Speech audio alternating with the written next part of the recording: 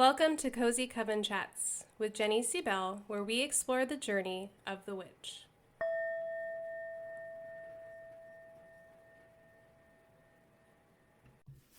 Hey witches, welcome to another Cozy Coven Chat. I'm your host, Jenny C. Bell, and this is for the week of September 14th. What a week last week was. Let's chat about that a little bit. Let's talk about the eclipse season, or what I like to refer to as like the eclipse portal, just because it sounds like more intense because it is more intense. And so, on Sunday, the portal officially opened, even though a lot of us were feeling it prior to that. So last Sunday, right, the 7th. And this week, we've all just been in the energy. And I asked in our coven how people were feeling, and the majority of people were feeling tired, drained, needing more sleep, kind of like slowed down, things like that. Some people were feeling energized and like a good release, and they felt more like themselves than they did prior to the eclipse. Talked to quite a few people who menstruate, and their menstruation has been off. A lot of them are having it, either their cycle is longer or coming sooner, right? But, we are very much affected by the moon and the planets, even in our bodies. So if you've been feeling any of these things, please know you're not alone. Eclipse energy, it happens twice a year. And depending on where it falls in your chart or where you are in your life, it can just be so intense. And it's been intense for everybody I know. And if you're like, I'm not really feeling it, well, good. That's okay. There's no wrong way to witch, okay? So totally fine. So we're still in that energy. We're technically entering like the waning half moon phase today on the 14th. And so we're going to continue to wane until the new moon, which is the other eclipse, which we'll talk about a little bit as well. But right now we're in the energy of waning moon. We're in the energy of eclipse. And the next eclipse that is on the 21st, and I'll talk about it because the next podcast comes out on the 21st, so you might want to prepare a little bit, is in Virgo. It's a solar eclipse near the South Node. And according to Chani, the key themes are releasing perfectionist tendencies and the desire to get life right, and that's because it's in Virgo. But what I always think about with these seasons, even regardless of where they are in the planets, I always think the first eclipse opens the door, right? It's the portal. It opens the portal, and I find it's usually more intense because things start to arise. It opens the door, and you maybe don't know what your eclipse story is yet, because everybody has an eclipse story. And so you're feeling things are rising to their surface, and it can be draining, it can be confusing, it can be frustrating. There can be a lot of feelings. But then by the time the second eclipse comes around, you usually have an understanding as to what your story is. And what do I mean by that? Ask yourself what's been coming up for you. And we're going to talk more about this in the journal questions, but reflect since around, I would say like a few days before the 7th, right? Probably since September has started. That would be safe. What are some things that have come up for you in dreams, in thoughts and feelings and actions, in your cards? And that's probably your story. And my story has been interesting. My story has been about daily routine. And I know it's like not super interesting, but I'm fine with that. I don't need it to be super interesting. I've already gone through eclipses in my sun, which is Taurus. But it's been about routine. Like, what fills my cup? What is aligned, what isn't aligned? I get to this point in the year often around the equinox, which we're approaching as well. And I start to see what is in balance and what isn't. And so that's a lot of what's been coming up. I am changing my daily affirmations right now, even though I wrote them and have been saying them all year. They just don't feel aligned anymore.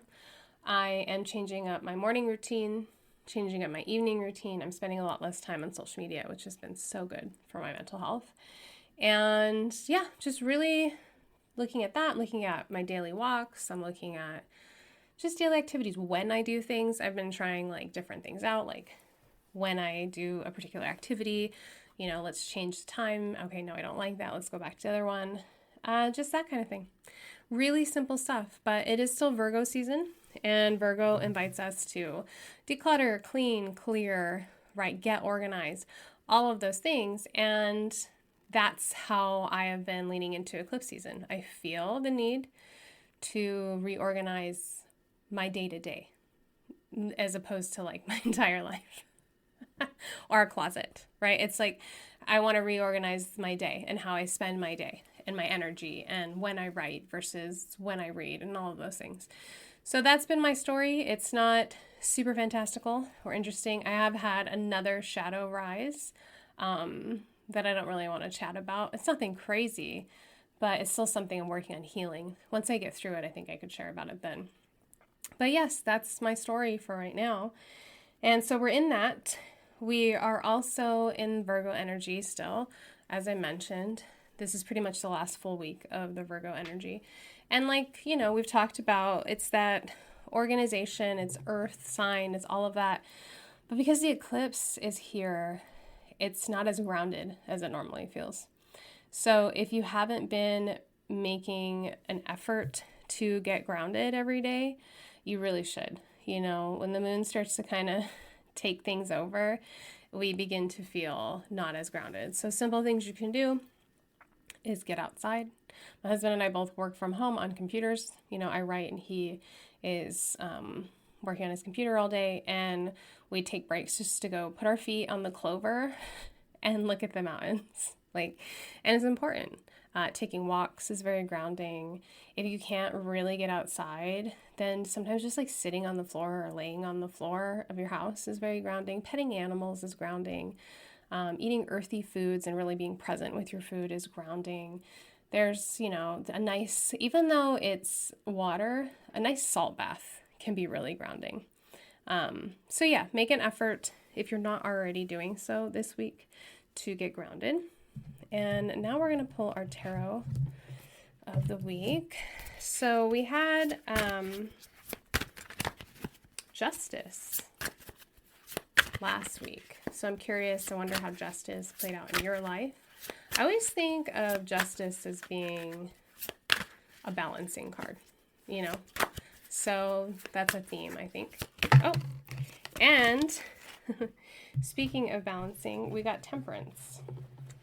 So that's such a Virgo card, pretty interesting.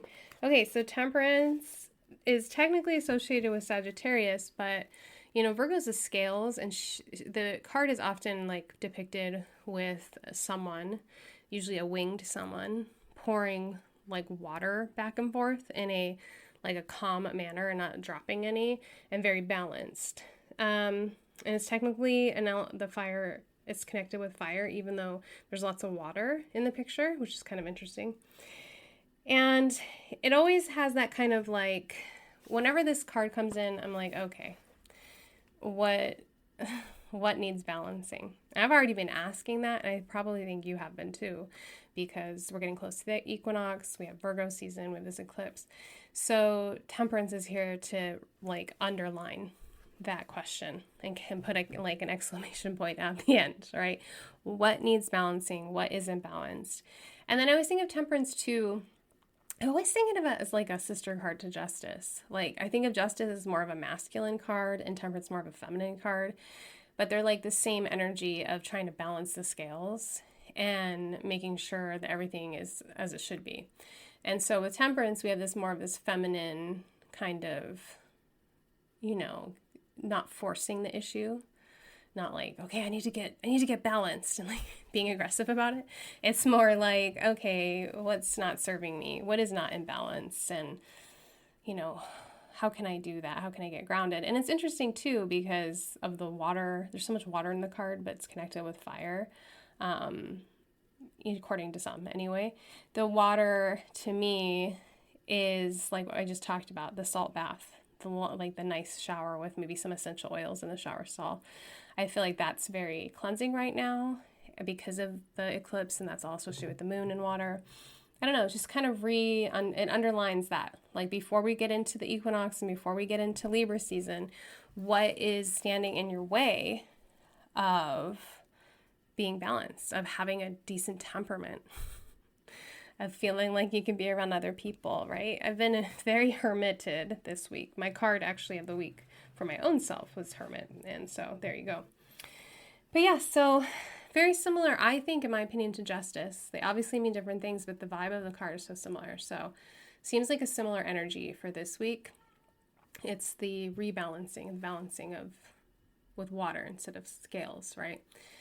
So yeah, definitely I'll remind you at the end of the journal questions, but we'll be getting back to them and they'll all be connected with that. I wanted to talk just a moment about apples for a second.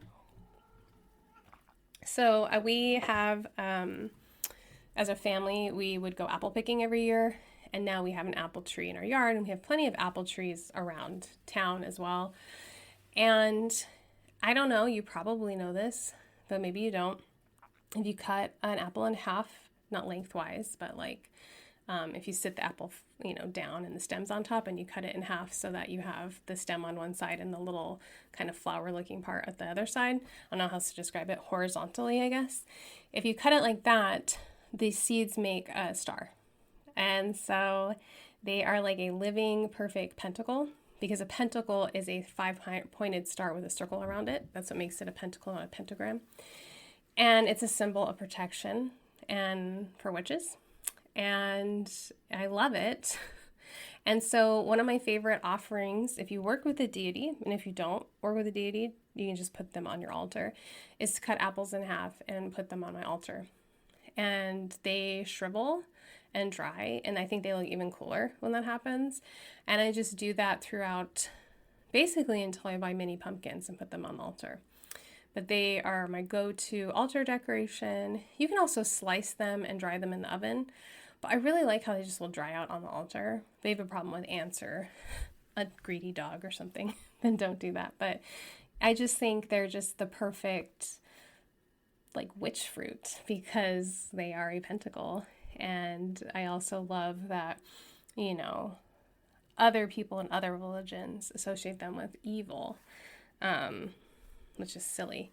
And so I kind of feels rebellious, I think, sometimes to like put the apple on the altar. It's like, yeah, see? But anyway, I just wanted to share that a little bit with you.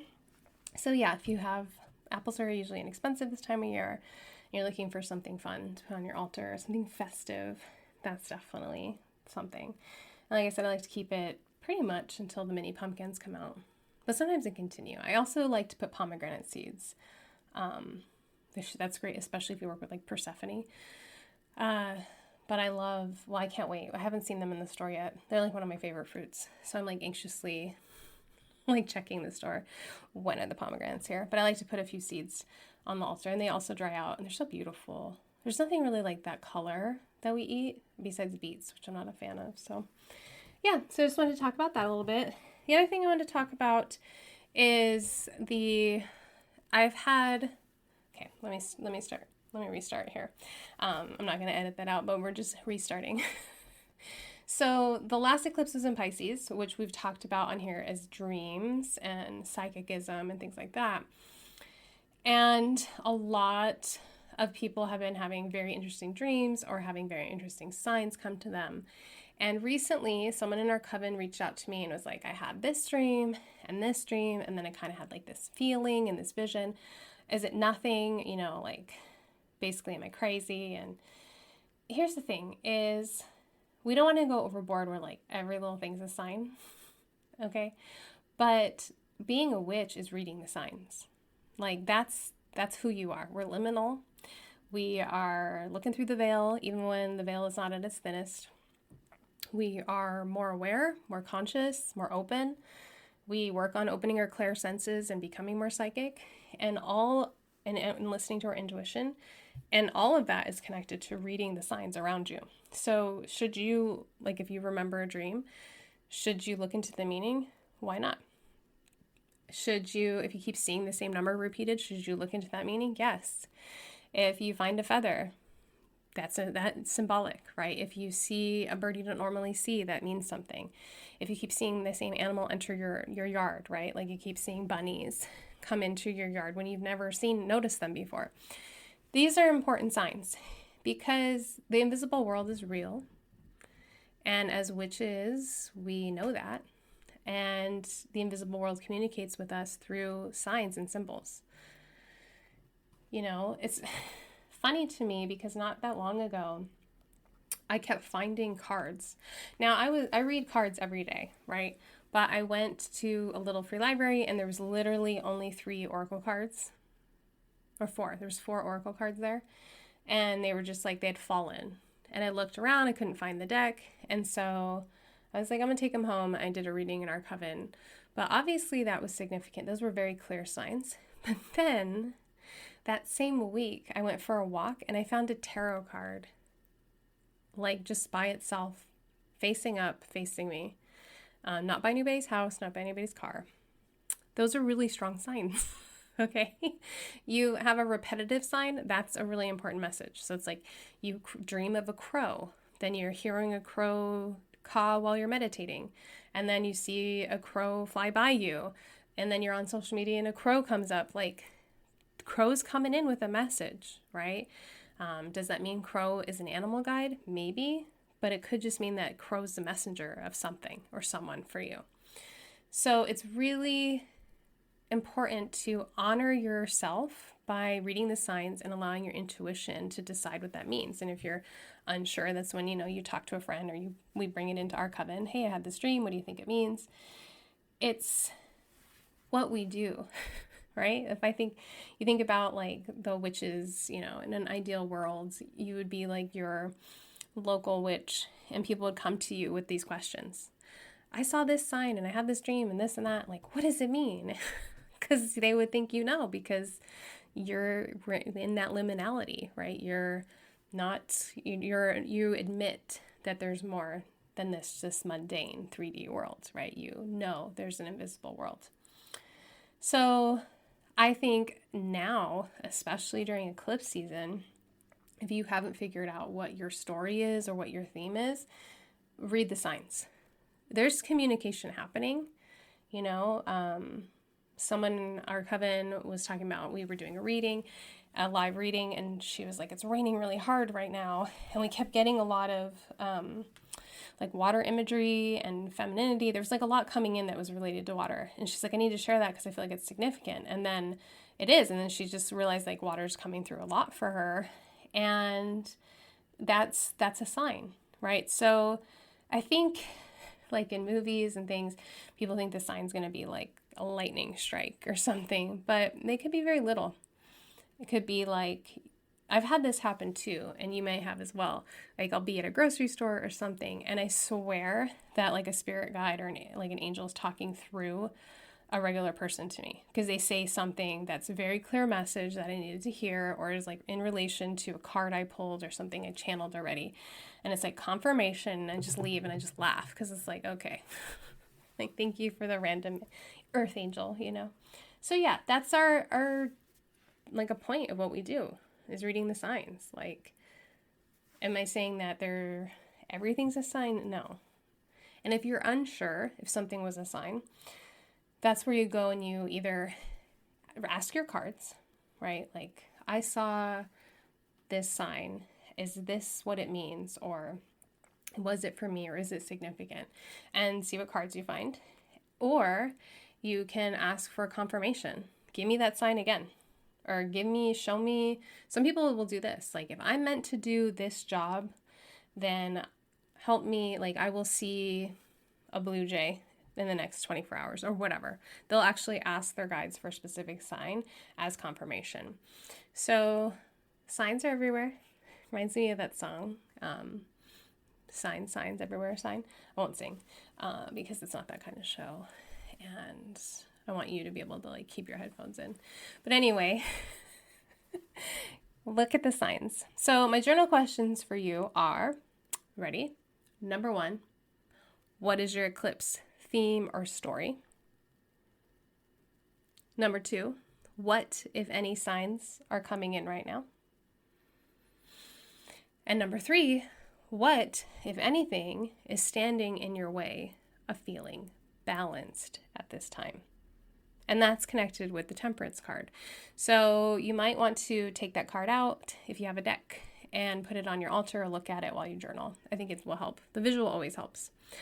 Before I go, I wanted to share a couple things.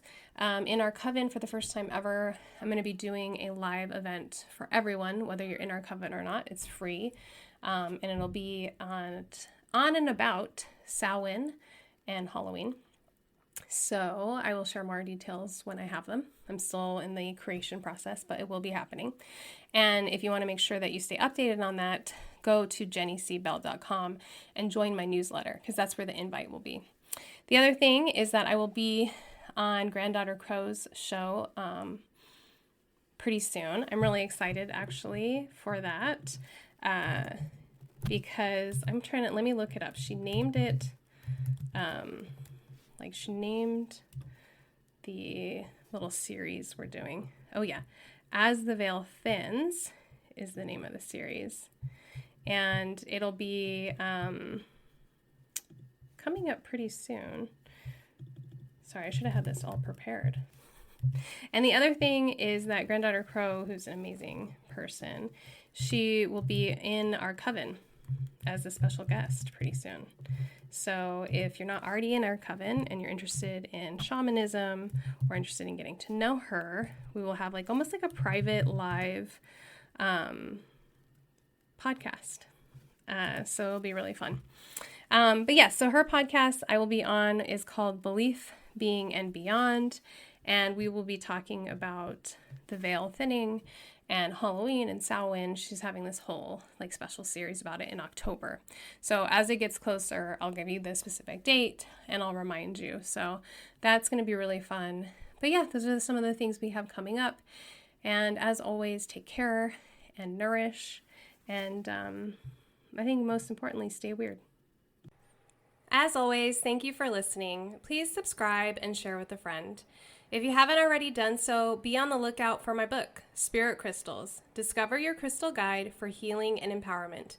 Available wherever you buy books.